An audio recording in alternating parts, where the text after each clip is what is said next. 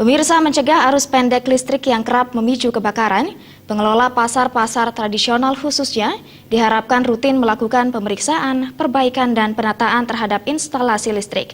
Harapannya, upaya ini mampu mengantisipasi kebakaran pasar yang kerap diduga dipicu arus pendek listrik sebagai buntut dari buruknya penataan instalasi listrik.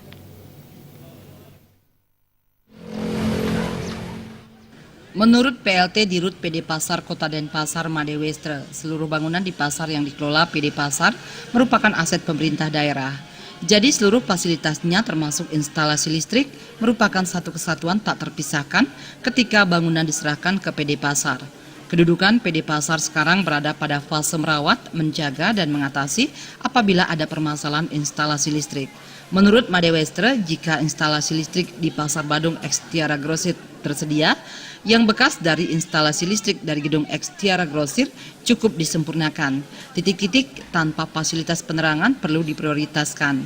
Mengenai perbaikan penataan instalasi listrik di Pasar Badung, PD Pasar Kota Denpasar menghimbau pemangku kebijakan, diantaranya Dinas Tata Ruang dan PD Pasar sendiri, untuk bersama-sama melakukannya.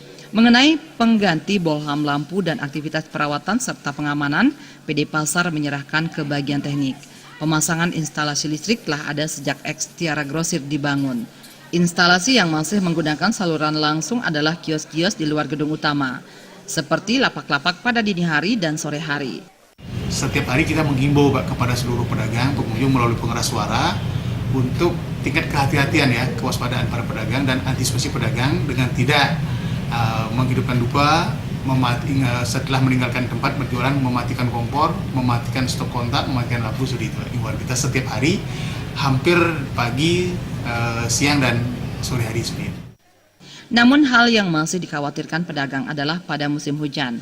Banyak bangunan yang bocor sehingga tetesan atau rembesan air bisa menimbulkan arus pendek listrik. Oleh sebab itu, kedepannya pihak PD Pasar harus segera mengantisipasi agar tidak terjadi kebocoran.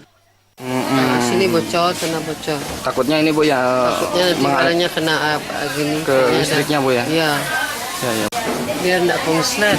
Itu aja dikit-dikit tak lapor sama satpamnya sini.